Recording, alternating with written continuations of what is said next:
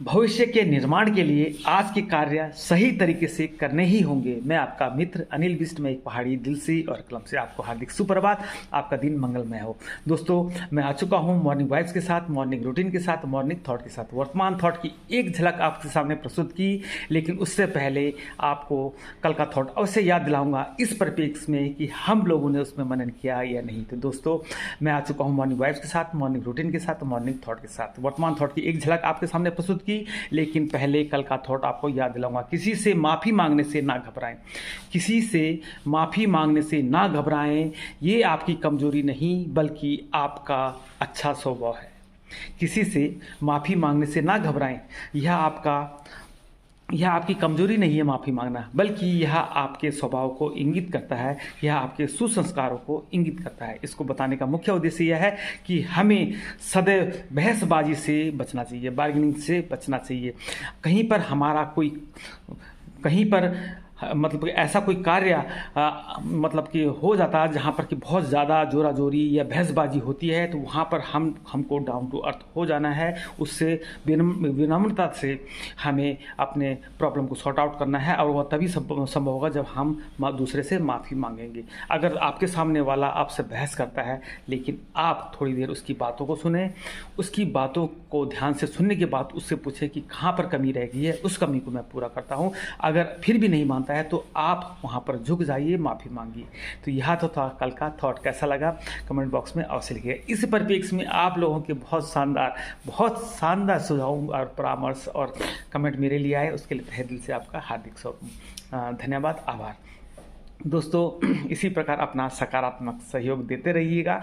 मैं बहुत अच्छा और मतलब कि करने की कोशिश करूँगा, और वह केवल आप लोगों के सकारात्मक सहयोग के से ही संभव हो पाएगा। तो अब आते हैं आज के नए थॉट के साथ। आज के नए थॉट की एक झलक आपके सामने प्रस्तुत की कि भविष्य के निर्माण के लिए आज वर्तमान में हमें सही तरीके से कार्य करने ही होंगे।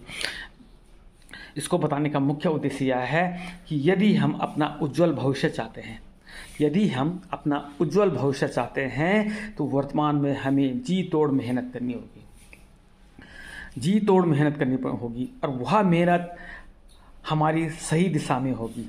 कोई भी गलत कार्य नहीं करेंगे।